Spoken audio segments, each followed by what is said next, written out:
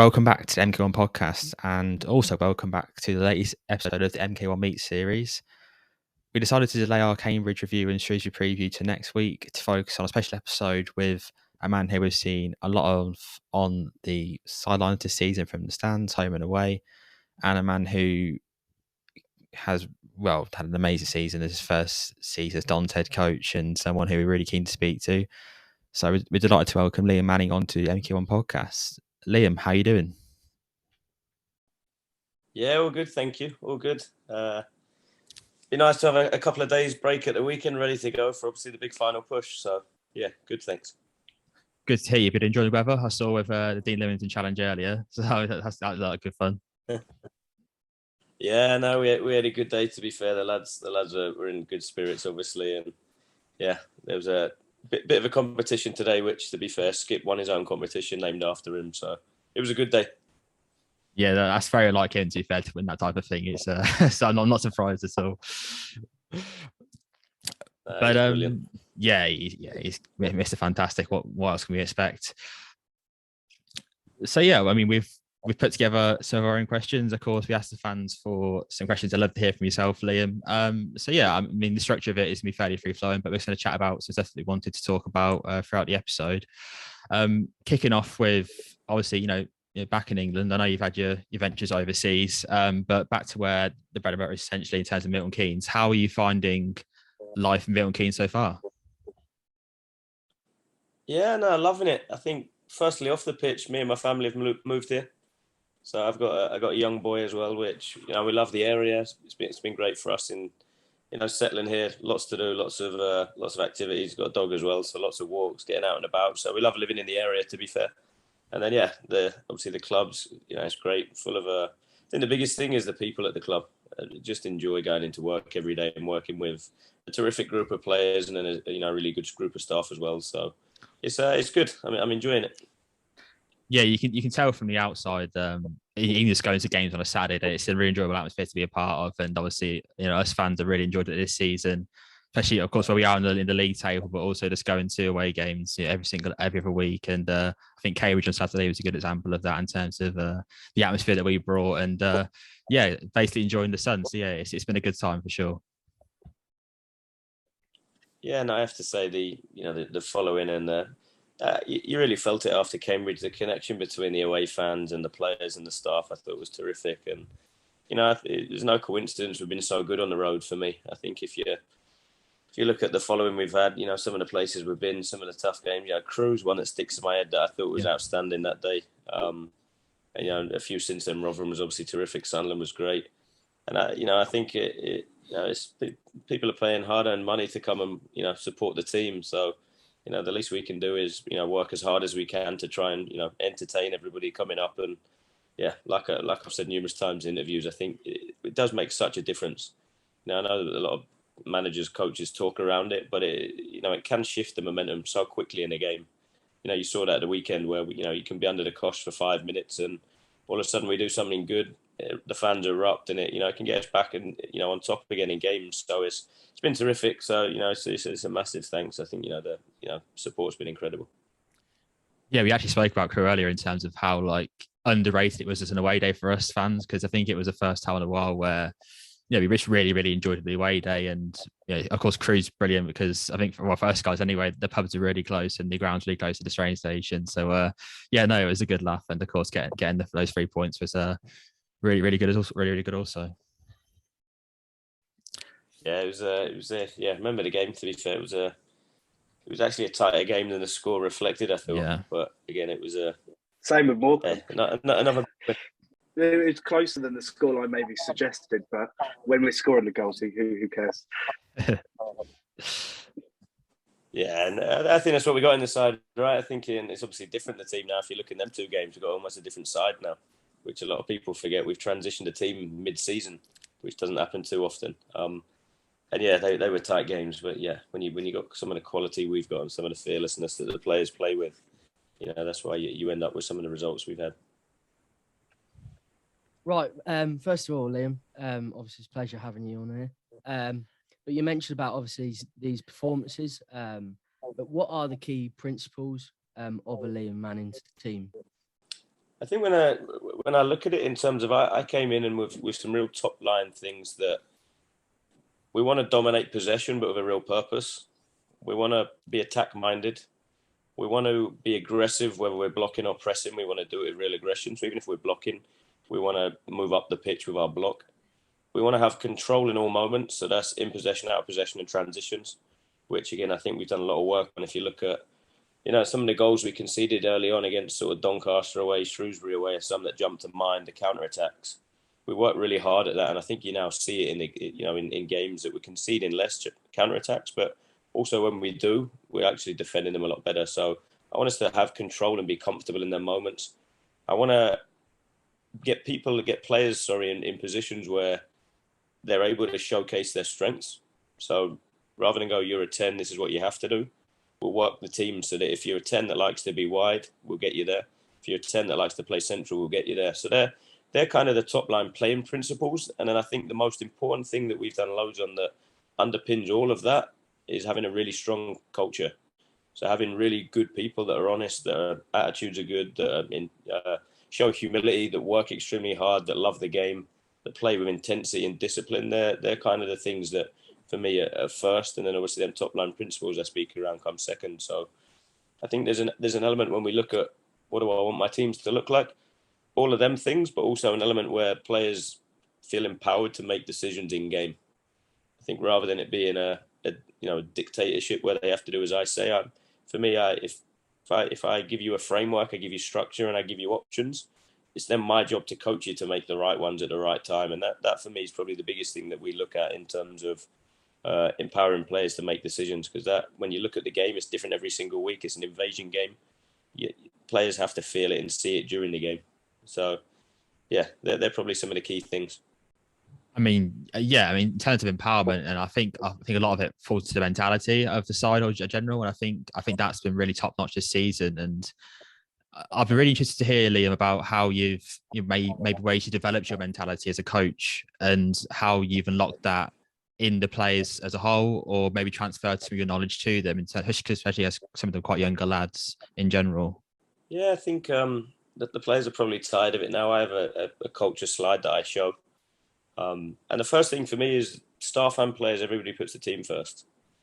I think that's huge for me, that has to be number one, the team. So all my decisions when I pick a team is for what the team I think needs that weekend. Players in the team or not in the team, your attitude, behaviour has to do what the team needs for the team to be successful. So we do a lot on that. That's number one, is the team. Then number two is the person. So I'll treat you like a person. I'll communicate to you like a person. I have 4 values that for me are really important and that we kind of work hard to recruit off as well. So players that have positive attitudes, players that have integrity, players that have humility, and players that are honest. I think they're 4 key things for us. And then after that, then it's the professional behaviours, so discipline, focus, intensity, bravery, openness are 5 things that we kind of work really hard towards. So I run that down the players' throats constantly in terms of this is the minimum I expect. Then if you make mistakes off of that, no worries, I'll coach you. The staff will coach you to get better. And we do that in a variety of ways, whether it's individual, whether it's unit, whether it's team. That's on pitch, off pitch, video, animations, tactics boards, just sitting down, having a chat, showing them best practice from the Premier League. We do it in numerous ways to try and sort of educate the players. And also then we're patient. I think that's the biggest challenge, I think, when you go into first team football is results have to happen instantly, yet development takes time. So it's finding that balance and that sweet spot of how do we be a little bit patient, but also drive a standard and know that we need to win games as well. So I think we've probably done a reasonably good job at that this year of trying to find that balance of leaving people in the team, taking them out as and when's needed, depending on what level of learning they've shown. Yeah, and I suppose speaking from a personal perspective, I'm quite fairly young into my professional career, and I think I've had a lot of terms of patience, in terms of putting into myself, in terms of making mistakes and developing off of that. So it's really pleasing to hear that you're giving the lads that type of patience also, especially being around my age also, in the fact that they are allowed to make those mistakes, but ultimately it's how you learn from them and grow ultimately as an individual and hopefully don't make mistakes again. No, definitely. I think that's the benchmark. If it's the same same mistake repeated over and over again, the level they'll get to in terms of learning capacity. Whereas if, for me, like I said, we'll reflect on things game to game, but then every player will have their own individual plan where they'll have 2 or 3 objectives they're working on, and we'll consistently work on those until we feel they become habit and learn. And that takes time, that takes consistency, it takes evidence to show it repeatedly and not just off in one occasions. So that's why, to be fair, I have a great group of staff around me that are all from development backgrounds, which really fits the profile of the group we've got as well. We've got young players that, still have high potential, but still got a load left to come in terms of development. So, I've got a really group of staff and people around me that are able to support, the development and the journeys that the players are going to go on. Yeah, and that certainly shows from the outside 100%. Good to hear. You talk about obviously a lot of your success this season. Obviously, you mentioned about obviously being as a team. Obviously, you get manager of the month. Obviously, it's not all eyes on you. You're first, obviously, say that it's a collective as an effort. But obviously, these performances game by game. What's taught you the most about yourself or the players as a whole? Good question. I think it's been really difficult to look at myself over the course of the season just because of the intensity of the games. It's probably one thing I've learned about myself. I probably do need to dedicate more time to reflecting. I'm really reflective. I obsess on performance and reflecting on players' performance, the team's performance. And I do look at myself often in terms of what can I do better, what do I need to do better. But actually, bigger picture reflection is really difficult in season, I think. I think the biggest thing that I've learned probably is in terms of adapting to the volume of games. When we don't actually train a lot. When we go Saturday, Tuesday, we don't have a lot of training time. So it's forced me and the other staff to adapt to how do we coach the players? How do we educate them? How do we get them up to speed with what we want it to look like? Because you can't do too much of that in training. So we've had to be really creative and do it in unit meetings, do it in walkthroughs, do it in showing video, do it in creating animations on a platform that we use. So I think that's the biggest thing in observation and then adapting to what the players need is probably one of the biggest things that I've looked at in myself this year to go, right, how do I do that? I think the other thing then is it's just, again, culture. I knew it was important, and again, coming through it, I think it flips, it changes a little bit when you're in an academy. So much emphasis on culture is around behavior development in a person. But when you're actually doing it to align a team, I think to win games, this is a little bit different. And again, I think it's one thing that it's just kind of reinforced. I'm not say I'd learnt it, but I'd say it's definitely reinforced the importance for me. Definitely. Brilliant. Thanks for that. I was just wondering, thanks again for giving up your evening and coming on tonight. I was just wondering, you talk about, your approach with players, etc. But is there much that you'd maybe change if the average age of the squad was, say, 28 as opposed to 23, 24?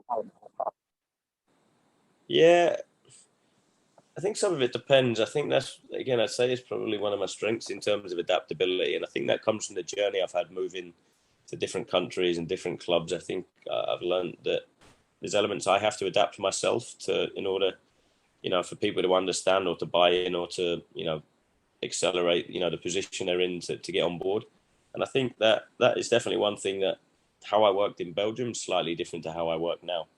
And there's certain key principles that you don't trade off, that you're not willing to negotiate. There's also other things like that I've had to and that I would in the future. And again, I think that is a feeling and an observation skill of what's the type of group I've got, how do they learn best, what program do they need, how can I get them up to speed as quick as I can. And again, I think because we've got a young group now, when we use a lot of technology, obviously, in terms of video, data, stats, animations, the group love it at the minute. They lap it up. Whereas, like you said, if it was a group of maybe 28 plus, maybe I have to adapt it. I'd have to tweak it and maybe work slightly differently. But that's not to say, again, Skip's terrific in terms of, the video work he does, the animations. He's, and he's obviously at the opposite end of the spectrum. Some of the other guys, he's all on board with that as well. So I think it's just finding the group and how they respond best to it. And I think the easiest way is to talk to them. I think rather than just guessing, do they like this? Do they not like that? What do they? Just ask them what they think. And quite often, I think that's the biggest thing when you involve players in the process. It quickly gets them up to speed and gets them on board. And then you can actually create a program where it's set by us, it's driven by us, but actually we've had the feedback off them to tweak it to what they think's best for them. Yeah, brilliant. And I guess with the younger players as well, the fact that there's, so many of them, it's almost, they're not the young person, if you want it. It's just the norm. So I guess that can also help in that sort of environment.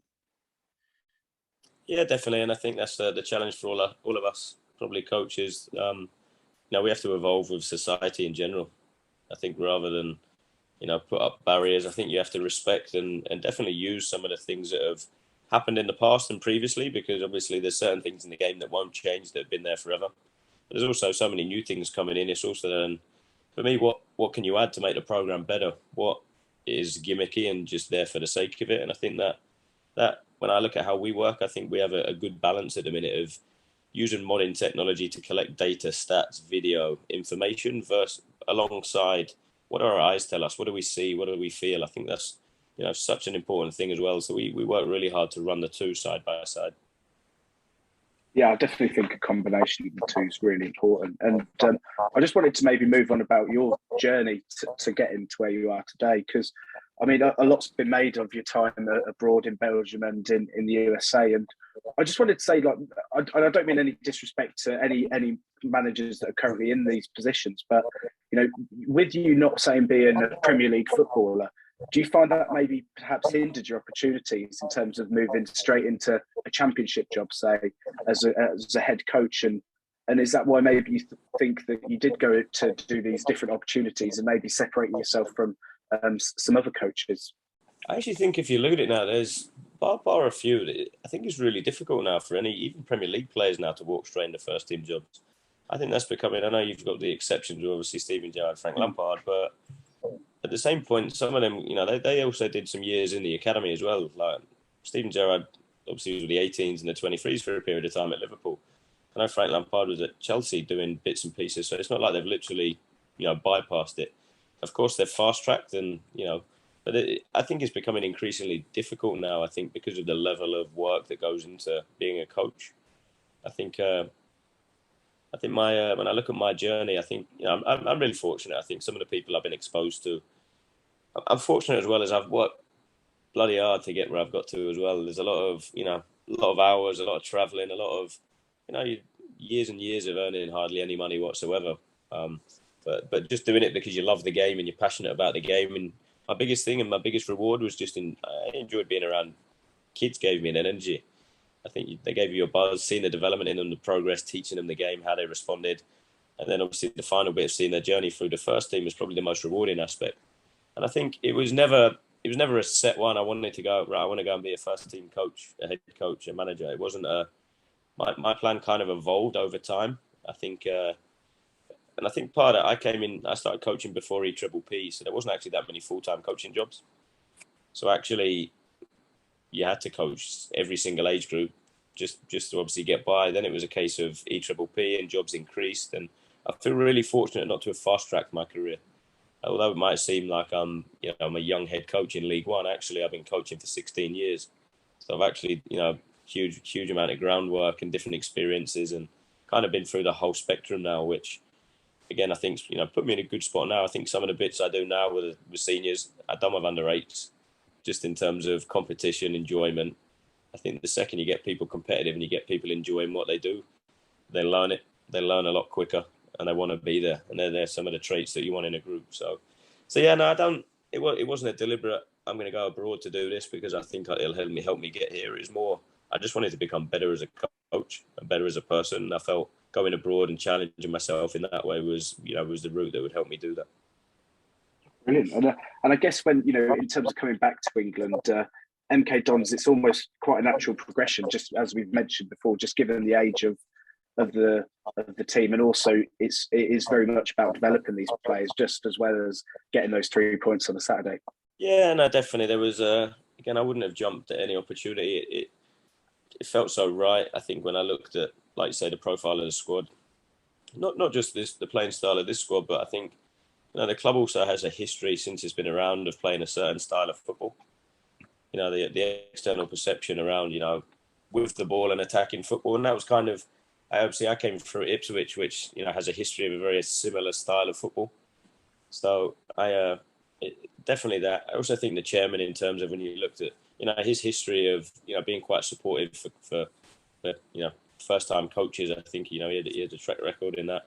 And then when obviously I spoke with Liam Sweetin and spoke with the chairman, it ticked so many boxes in terms of it was an opportunity where I really felt that it was a really good fit on both parts. Well, I don't think it's going too badly so far myself. So. Thank you. This next question's a bit precise, but I'll break it down so it's a bit more easier for you. Go for it. It's fine. What did you learn about yourself in the first 3 months of the job? What did I learn in terms of like adapting yourself? I learned. This is probably something that, and I know I'm going to do at the end of the season. I need to sit down over a beer and actually reflect on the whole year, because the start of the season feels about 4 years ago right now. It's been such a full-on intense season, I think, and that's the thing that I don't think, Ross, it can prepare you for in terms of. You can go for an academy system. I can go and coach in Belgium, but until you're actually in it and you're doing we're minimum 53 games this season. Until you're actually in it and living it, nothing can prepare you for it.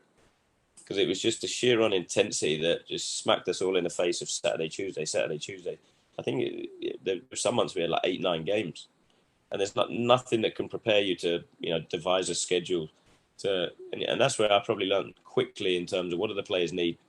Because if we do too much now, and I think there's so much science behind physical overload, there's not actually enough work around psychological overload. And that was one where we had to be quite conscious, because we prep properly. So we do opposition meetings, we do set pieces in possession, out of possession. We do our game plan, how we want to set up. We want to do post-match. And it was almost, we had to quickly go, we can't do all of that. That's not possible for every game. Some games we just don't do a review, or we link the post-match with the pre-match, or leave this bit out, or just cut the clips. So we had to really quickly pull back on the amount of information that we wanted to give. And because of me and the three staff, me, Pricey, Hoggy and Righty, are so obsessive on, we watch everything, we clip everything, we code everything, and we want to give the lads everything, that actually we got to a point where, is it for us or is it for them, and what do they need? And I thought we quickly adapted, and in the first 3 months, bearing in mind we hadn't worked together as a group of staff either. So it was the first time we'd collectively worked as a group of staff, and we quickly had to go, right, how do we work as a group of staff? And then ultimately, how do we work so that players get what they need and not what we just want to throw at them? So I'd say that's probably the key things in the first 3 months. But I need to spend a bit of time, I think, on that, actually, proper. So it'll be a different answer down come the end of the season then. I'm glad you're going to say. I thought you were going to say it might be a different answer after a beer, which it possibly could be as well. well, it could be. Yeah, the office there for a beer, Liam, if you wanted one. So, we'll leave it standing for now. One day, yeah. 100%. But obviously you mentioned about, you alluded to earlier about, having the 16 years of coaching, putting in the hard hours to get to where you are today. What drives you to go the extra mile, would you say, in terms of, obviously you mentioned the love for the game. Is there much else to it apart from the love of the game?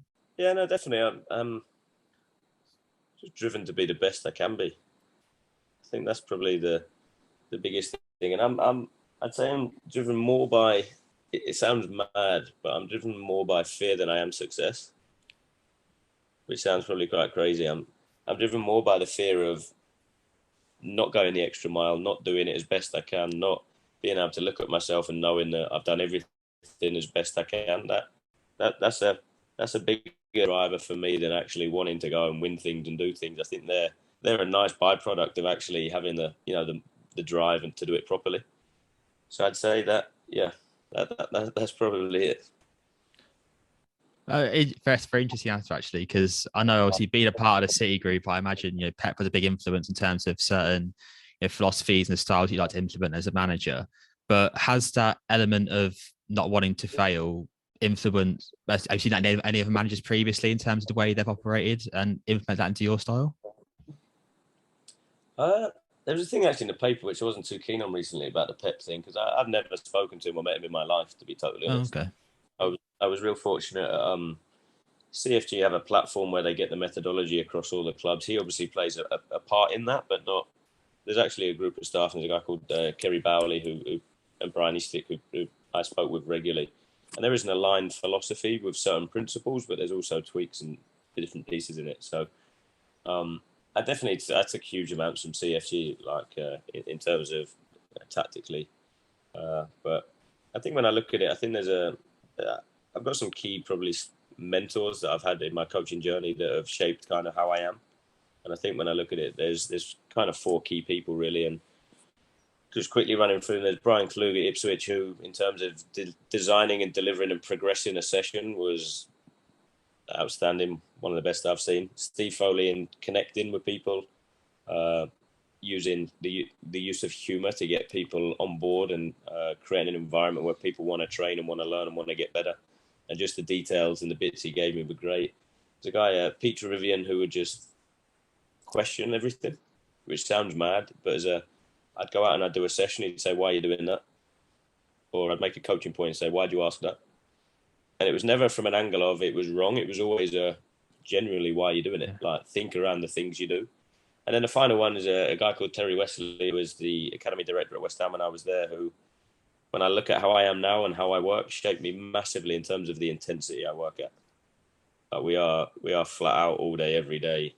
Don't switch off. Terrible in terms of texting each other, the staff, clipping things. I'm waking up at 2 a.m. thinking of goal kicks, crazy stuff. We finish an away game, I get straight on the bus, and I'll tell you, I'll code the game straight afterwards on the way back. I'll put out all individual clips, team clips. I'll have all that done by the time we get off the bus on the way back. And that was Terry. So I've kind of looked at it, and I think that's where you get to a stage when you've been coaching for a long time, you become quite clear on your philosophy of you, how you are as a coach, how you are as a person, what your working methods are. Yeah.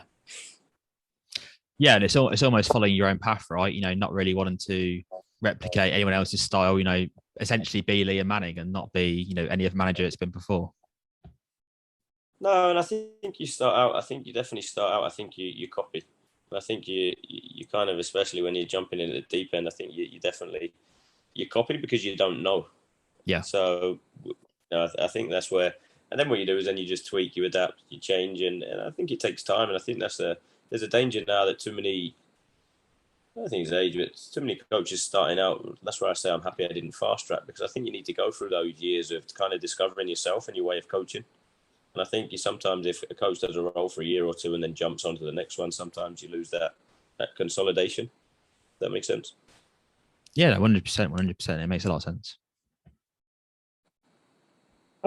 In terms of since you've been a head coach, obviously, you know, you were head coach at Lommel, but what's the hardest thing about being a head coach, and what's one thing that you thought you might hate about being a head coach, but actually you've grown to love it as time's gone on? The one thing I hate is an easy one, is leaving people out. I'm pretty sure any head coach will tell you the same thing. It's the hardest bit every single week, and it's where my mind goes to straight away after a game. And that's why I think it's really difficult to enjoy. You know, I enjoyed Cambridge for, you know, the period. I'm back in the changing room. I speak to the players, and the players will probably tell you I'm talking around the next game straight away and what we need to do to be ready for that. So I'd say I'm then straight into picking the next team, which that's the hardest bit. Do you know what I mean? I pick a team every week. I'm leaving 10 people out. I'm disappointed in 10 people that think they should play. And, you know, and the difficulty is it's impossible when you're playing the number of games we do to go through and explain every single reason and detail as to why you've picked the team and why so-and-so is not playing. And what you've got is 25 people looking at the team through their own individual emotional lens. I look at it through, what does the team need? They look at it through, I want to be playing. So that without a shadow of doubt is the hardest part each week, especially I think when you care about the players. I think if it's just about the team and you've got no empathy for the players, I think it's easy to do. But I'd like to, and hopefully the players feel it, that, you know, I have an element of empathy. I do. I want them to not necessarily be happy, but I want them to be in tune. I want them to be clear. I want them to be, you know, knowing why we make some of the decisions. So they're definitely some of the key bits for me. The bit I expected to hate, which I probably enjoyed, I'm not sure I'd say enjoy it. The bit I thought I'd hate that I've actually found okay is probably the media stuff. I think Ant makes a difference. I know he's on the call here. Even now, I'm not. Ant, I've got better, Ant, right? Is he on mute still? Is he still here? Is he slightly, yeah. What has happened to your hair, by the way? Sorry to go off topic on the podcast. Yeah, no, sorry. No, the media stuff was because yeah, I don't mind it. I'm okay getting in front of the cameras. I'm okay doing this stuff, chatting, because I love talking about football. But it was a bit. I was kind of like thinking, I'm not really going to want to do that. But to be fair, since I've been here, and I have to say, Ant's terrific for me. He helps me a lot, gives me good feedback, preps me really well. So that's the bit that I probably, I've got my head around a lot better. I'm not sure I'd say to the point where I enjoy it, but it's definitely something that I thought I'd hate that actually I don't mind. Well, Ant certainly seems to be keeping you busy with all these articles and podcasts you've been appearing on lately. I was going to say you should have told me that, because I can book a load more in if you want. We're shut down soon, right? This is pretty much there. Is there anything you thought you'd perhaps love but you actually dislike about being a head coach? That's something that you actually expected to like? No, not really. To be fair, nothing jumps to mind. To be honest, I can't think it. I'm trying to think, but nothing jumps to mind. To be honest, no. Fair enough. All good then. So obviously you mentioned about the advice you've received in the past, but what's the most valuable piece of advice you've either received in your career or your life so far? I've had lots of good advice, to be honest. I think there's lots of little bits in terms of probably more from a coaching angle than around myself. I think in terms of, Ant will laugh about it, but mentor said to me, players care what you know when they know you care. Was, little bits like that. I've, loads of little things that, I think are kind of imprinted in my head around how to coach, how to communicate with people, I think. And that's the biggest bit. I think, I'm very much driven by kind of my values, and I've always I've never chased anything or actively gone and looked for anything. It's always been a case for me of something that Guy Ipswich said, if you do a good job, you'll get the recognition. You don't need to go and chase the recognition or chase the next thingy. Or if you keep your head down, do a good job, stay true to you, work as hard as you can, everything else will take care of itself. And I've kind of always, gone by that.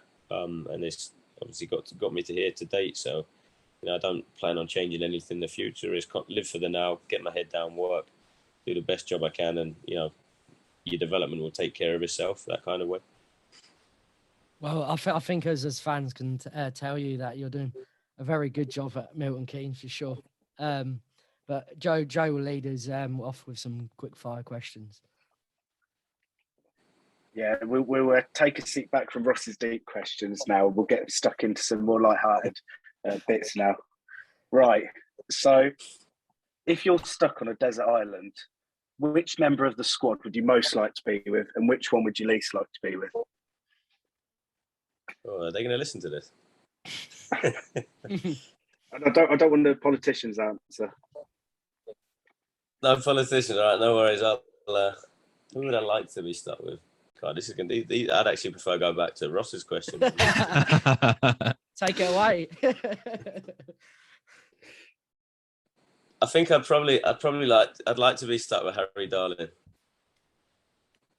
Just purely from the fact that he's one of the scattiest guys I've met, who I think he just makes me laugh so often just because he's all over the shop. So I think he's got a great sense of humor. You'd want him on your side. I think. Yeah, and he's obviously a lot taller than me, which his height advantage might have some benefits for me in terms of, if we're on a desert island. So yeah, I'd go stuck with Harry. I think I'll take his twin and not be stuck with Twiney. Twiney, super emotional, whingy, moany. Nah, he's great, Twiney. I love Twiney. Them two as a pair would be brilliant to be stuck with. To be fair, they're stuck at the hips. So yeah, probably them two. There you go. Yeah, well, I mean, yeah, 20 is great, but 30-yard screamers don't really come in handy on a desert island, do they? So,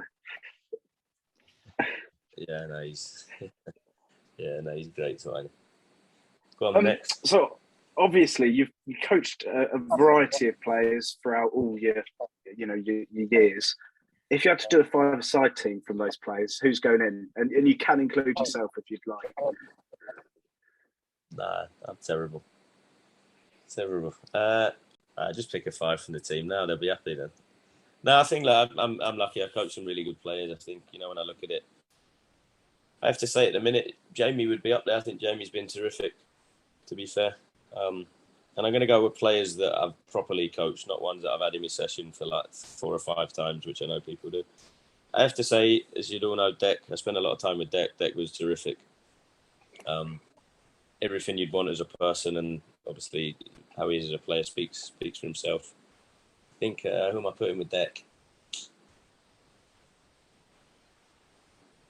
Yeah, I'd like to see Deck and Harry at the back of my 5-a-side team. Let's put Harry in there.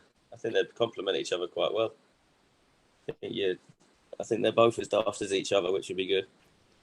Good entertainment just to see that. Attacking both players. like to surge forward as well.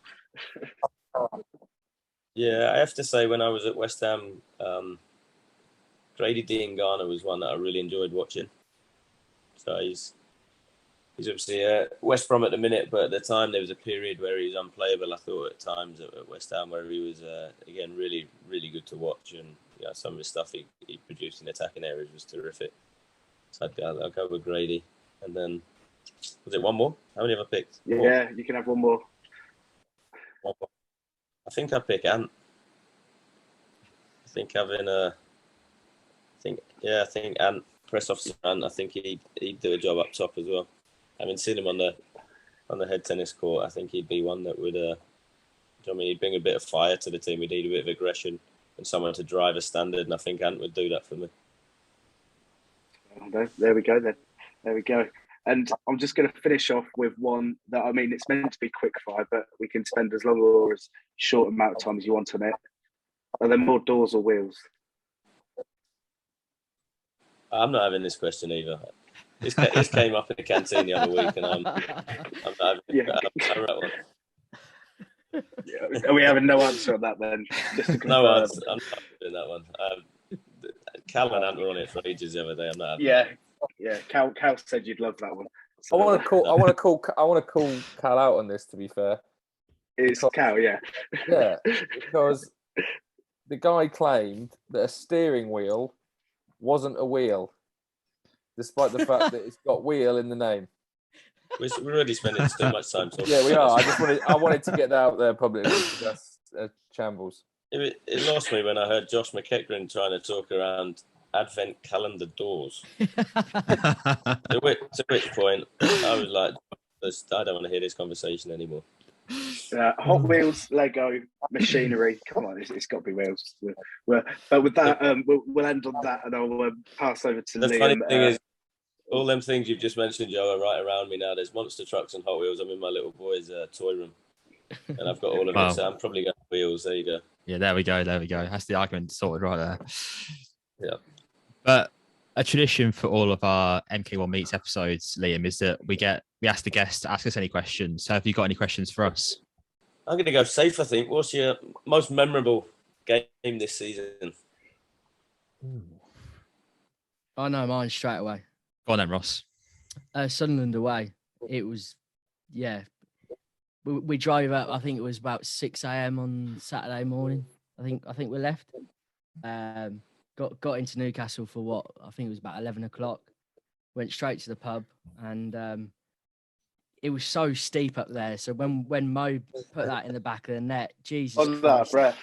Oh, I fell down about 4 or 5 rows, and then obviously they scored, and I had to do it again when Connor scored. So it was a very steep. I had a few bruises come Monday morning, but yeah, it was a really enjoyable away day for sure. Like it. Yeah, Sunderland was absolutely fantastic, and it's definitely up there for my all-time away days for sure. 100% following Dons. I'll go for a different answer just to be fun.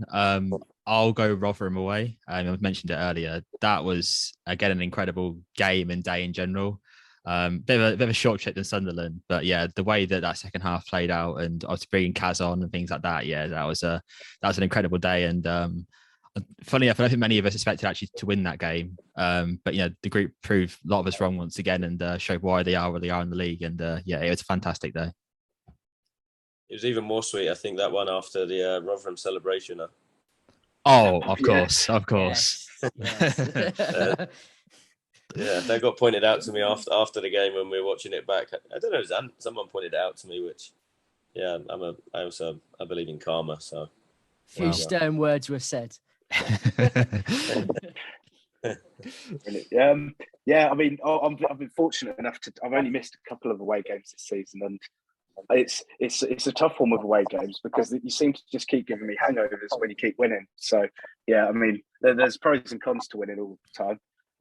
For me, I'd say it was Wigan. That was the first one I'd seen. Obviously, there was the COVID in the middle, but the first time I'd seen us win away in a good, just through, because there was one game we won in between that, which was Blackpool, I think. And so it was a good 700 or 800 days since I'd seen us win away from home. And the way we did it, it was, it wasn't even as if we were holding on at the end. And it was just like, you know what, we're here this season and we're going to give it a good go. So, and that was the moment for me where I've kind of realised, yeah, we're going to push on from here. So, yeah, Wigan for me. I like it. Yeah, notice how they were all away games, by the way, also. I think between the three of us, we haven't actually missed a game this season, have we, lads? So I think that just shows how much we've enjoyed, watching the team this year and, following the lads home and away, basically. And, it's massively valued, by me, by the staff, by the players. So you three guys here and all the followers, it's a massive thank you. We do really appreciate it. And, we'll keep working as hard as we can to try to keep entertaining you. And it's very nice of the EFL to move the Plymouth game to 12:30. So it now means we're going to have to spend a long weekend in Plymouth during a heat wave. So, I mean, God, awful of them to do What a that. shame. If we have to. But no, Liam, it's been a pleasure having you on the podcast. Thank you for taking the time on this Wednesday evening to come on and chat to us.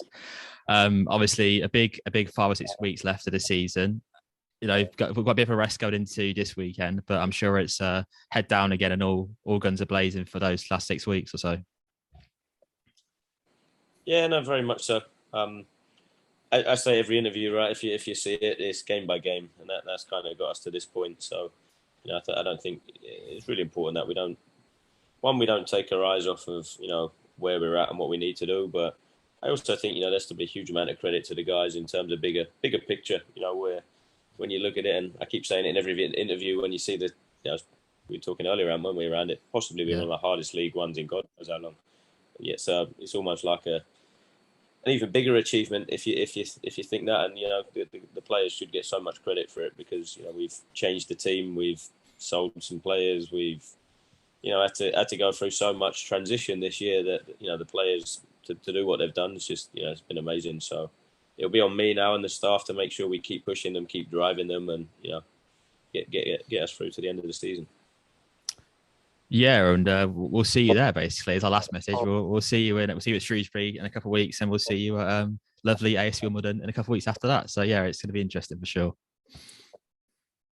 No, I appreciate it, guys. Thanks.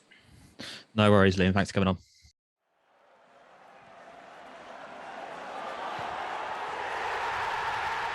This podcast is a proud member of the FanHub 100. Football without fans is nothing, so we've partnered with FanHub to put fans first. Search FanHub app to play your part in the journey. So, gents, how did we find Liam Manning? Obviously, it's our first time speaking to him in that capacity anyway. Ross, how did we find him? It's a bit of a weird one because obviously we only see obviously from what we see of through the interviews after games and that. And I think what I took away from it is I'm a bit more reassured in the sense of he does seem like the right bloke for the job.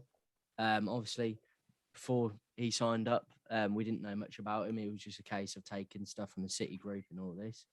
But it seems like he's a hard-working, genuine bloke, and I think that's probably a key to his success. And the more I listen to him, the more I believe him.